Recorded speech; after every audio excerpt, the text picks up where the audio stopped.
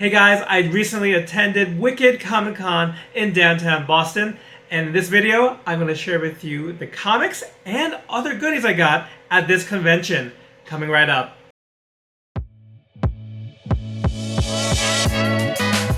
Hey guys, this is John, and you're watching Old Stuff is Cool. So yeah, I just got back from Wicked Comic Con. This is a convention that usually happens twice a year.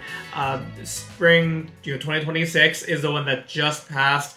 I had a great time in the fall session back in October 2025, and I was really looking forward to some comic hunting as well as meeting some artists. So let's start off this haul video with the art related purchases.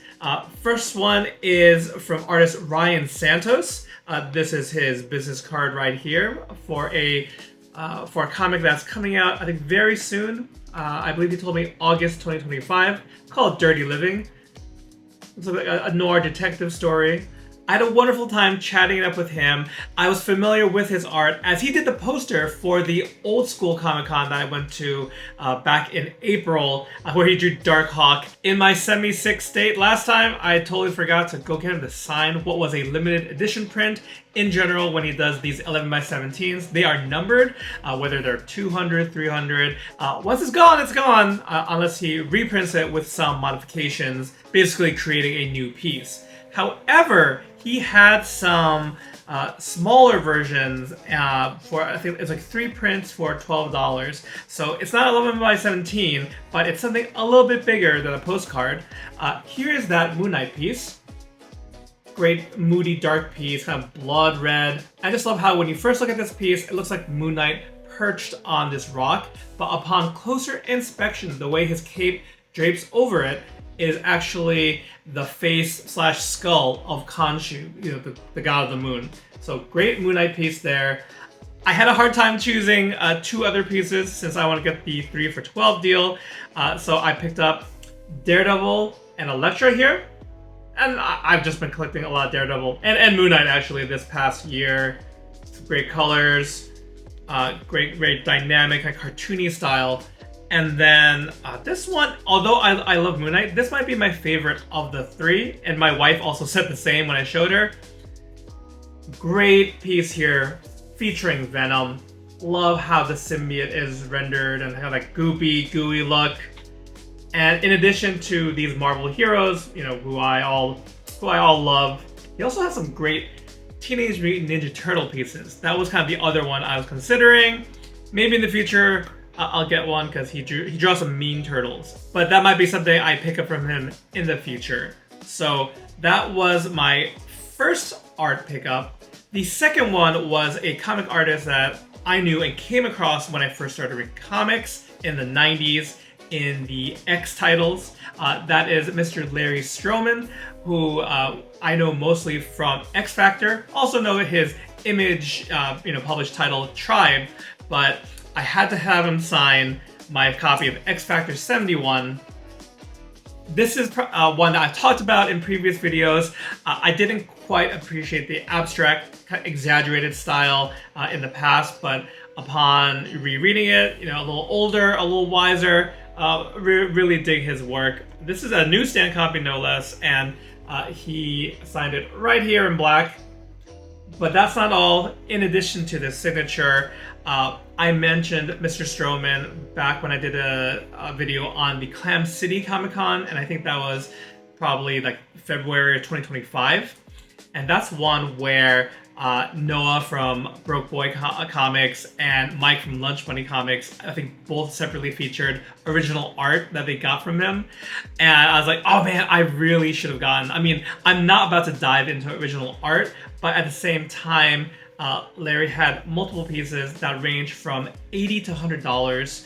And of course, you can always do commissions and all that. But as far as his already prepared pieces, they featured mostly X-Men characters and also Ghost Rider, which I know he drew some issues of and does a mean Ghost Rider. But upon looking at it all and kind of poring over the pieces, here's the one that I settled on. I had to go with one of my first loves of the X-Men, and this piece features Storm, Deadpool, Wolverine, and Nightcrawler. it's a great piece here. One thing I wanted to note was, and it might not come through on the recording, but there was a bit of a kind of a bend or a warping in this corner here, and which, you know, as a OCD comic collector where we care about condition and stuff, I was looking over other pieces, and in the end, I was like, once I get this thing framed up and probably put up on the wall back here, to continue to appreciate, I'd rather have the piece that I like the best, even with a little bit of wear and tear. And it's also nothing egregious. I mean, I really don't mind it. This piece was an even $100, and I know for those who have even dabbled in original art, you're not gonna find a lot of pieces at that price range. I think, you know, for the quality and even just the amount, like this whole, you know, fully rendered piece here, minus the color. So really happy to add this piece of original art to my collection. So that does it for the art portion of the haul. You know, I was so excited to share with you guys while it's still fresh in my mind that I forgot to just even set up a little bit more of the con itself. So in comparison to the fall 2025 show, this was actually in a larger area of the, I think, the Westin Seaport Hotel. So a lot more vendors. I went right at opening, so tons of people were there. It was well attended, and I had to be mindful of time as I had to leave the venue by 1 p.m. and I got there at 10 a.m. at opening because we had additional family plans for the rest of the weekend. So I'm just happy to have a little bit of comic hunting and even whatever time I can to attend the show. I should also say that admission is free for this show. So whether you're going solo or you've got some kiddos to bring along, I think there's really something for everyone. But guys, as much as I talk about what seems like every other video about trying to get more quality over quantity, there's like a siren song for dollar books or 50-cent books that I just can't avoid. Granted, I also got a big book, which I will share with you at the very end. But first off, I got some dollar comics from a new-to-me vendor, Double Midnight Comics, who have 2 stores in New Hampshire, so just over the border for me. And I got a little stack of books. This one is a little bit of a hodgepodge. And just to note, I haven't had a chance to rebag and board these yet, but we've got Fantastic Four, number 416. And I believe this is a cover by, yes, Carlos Pacheco. It is also the last final issue for the first volume of Fantastic Four. And I had to give a nod to my buddy Craig, Space Ferret, for kind of putting that in my head about keeping an eye out for the final issues of series. So Fantastic Four, I mean, you know, it's Marvel's first superhero comic. It seemed only fitting I would get the last issue of that run. Moving on, we've got an issue of Spider-Man 2099, and this is issue number 39. Spider-Man 2099 is one of those titles where if I come across a dollar box and I don't have that issue, I'm most likely going to pick it up. Also got an issue of What the, issue number 4. Great little humor, parody, satire comic right here from Marvel. I remember reading that actually pretty early on, getting into comics. And the last few books are the first volume of Wolverine. This is one of those titles where I'm like, do I keep collecting? The answer for this time is yes. So I got up to issue number 100, and a few smattering of issues afterwards. So 101 was there. I was like, okay, let's keep going. So 101, and this is like that noseless, post-adamantium ripping version of Wolverine, issue 104. And here's a little callback to when that adamantium was ripped out, and then Xavier went and shut down Magneto's mind. And then last but not least, from this Double Midnight Comics haul is issue 105. There again is noseless Wolverine. Oh, and sometimes he would sport a bandana over half his face. And upon closer inspection, I didn't realize how close all this happened to the whole Onslaught Heroes Reborn thing. So I think that's, I didn't realize, but I think thanks to that whole mess, we had a shortened period with noseless Wolverine. Thank goodness. And now onto my other main purchase from Wicked Comic Con. This vendor I was actually on the lookout for, as I was able to pick up some great 50-cent books, as well as a Silver Age Spider-Man book last time I saw them, Crimson Tide Collectibles, and they actually have a business card now. But this is kind of a side gig for Ron and his son Ronnie. We're working at the booth. And they also sell on eBay, so I haven't checked it out yet, but maybe I might have to take a look there. This is where, once again, I did get a bunch of 50-cent books, but also a big key issue that I've been keeping my eye out for. But before we get onto that splurge of a purchase, let's go through the 50-cent books. First up, we've got Daredevil and She. And She is a 90s creation. Her solo series. It was an independent book, I think, by Bill Tucci, created by Bill Tucci rather. And I forgot that she crossed over. There's some weird like Marvel crossovers that were kind of not on my radar. So I don't know. I can definitely see She in the world of Daredevil, both in like, you know, vague connections to like Elektra, Typhoid Mary, and that femme fatale type character. And, you know, Daredevil is a bit of a ladies' man, so I haven't had the pleasure to read this yet, but if these two, you know, lock lips, I am not going to be surprised in the least. Then, repping my boy Moon Knight, we've got this issue of Marvel Team Up issue 7. And, I mean, this is written by Robert Kirkman. I believe he did most of this volume of Marvel Team Up in the early aughts. And the cover is by Scott Collins, who I know primarily on his work with The Flash during Jeff Johns' run on there. Scott Collins also joined Jeff Johns on his run of Avengers. So, really love this cover. I mean, you know, I will definitely do cover buys with like dollar books and 50-cent books, and thought I was getting the regular issue. But upon closer inspection, as noted on the back here, this is actually a reprint that was included with MODOK from Marvel Legends. I think I showed you upside down. There we go. There's MODOK. Anyway, Spider-Man and Moon Knight. Had to pick this up, and a little bit of bonus that it's kind of a little bit of a different version there. And just sticking with Moon Knight, I had to get this issue of Secret Avengers number 1. This was a great run, by the way, written by Ed Brubaker. And then add in a beautiful painted cover to boot. I mean, this is gonna come home with me. I've also been getting some more New Mutants here and there, and I think this New Mutants Annual number 7, this might have been the last part of this Kings of Pain crossover that went through the X books for all the annuals that year. So I was like, okay, why not? I mean, we got Mike Mignola doing this cover, Cable and his New Mutants, soon-to-be X-Force team, fighting... I totally forget what this dude's name is, the main antagonist. But yeah, Mike Mignola art, getting other parts of this little crossover. Had to complete that. And then you're going with that Wolverine theme. Issue 166.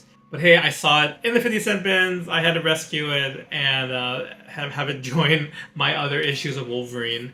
And speaking of comic runs that I was debating to continue or not, let's talk about X Factor.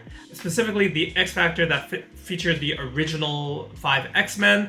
I only was missing, you know, a couple issues here and there, and I saw these actually last time I was shopping with Crimson Tide, and they were still there. They were in actually very good shape, despite not being bagged and boarded. So I just grabbed every issue of X Factor I still needed, thanks to the CLZ app. That was an easy task, and wouldn't you know it, they had every issue I needed. So I won't spend too long on this, but we've got issue 43, issue 44, and man, I mean, I have such a soft spot for Archangel, especially like when he's still dark and brooding, and still had a lot of like mystery and very dark cloud hanging over him. Issue 45, issue 46, Issue 47. That cover just stands right out. Issue 48. Issue 49. That's definitely a little cluster of issues I needed here. Issue 54. Issue 56. Issue 57. And last but not least, issue 58. Not sure what's going on there. It looks like Archangel's kind of, I don't know, reminding me like of a vampire about to take the blood of the victim. I don't know if that's what's going on there. But yeah, that's it for X Factor. And basically between the original 5 X-Men version of the team and then Peter David's run on X Factor, that's kind of where I stopped. So that's like around, I want to say like issue 94 or so. And currently no plans to continue that.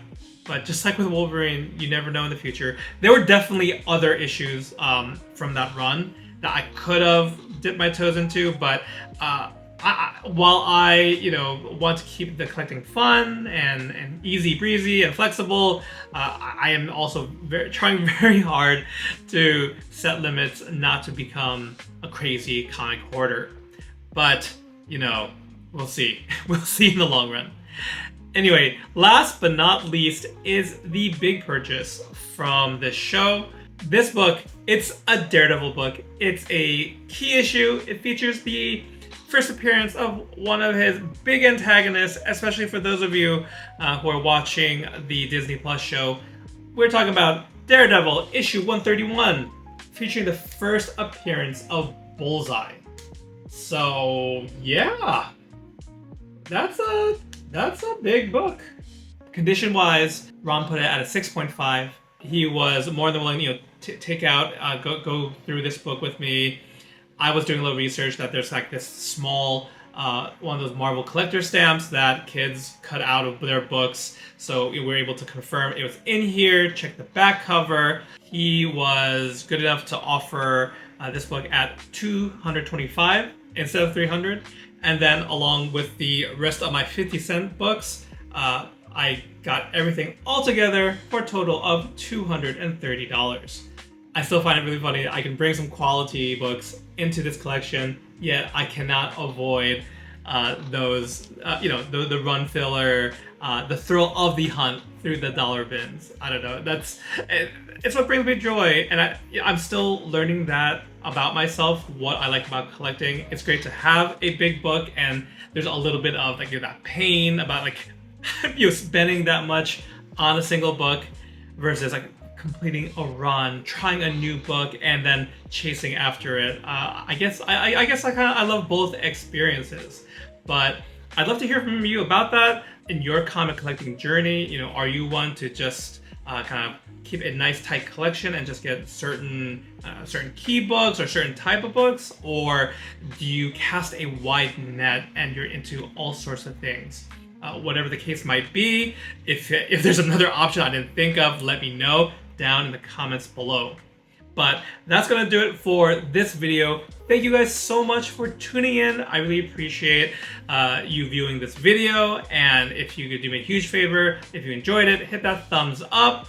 And if you're not a subscriber and you don't want to miss out any new videos, hit that subscribe button, and hopefully I will catch you all next time. All right, take care.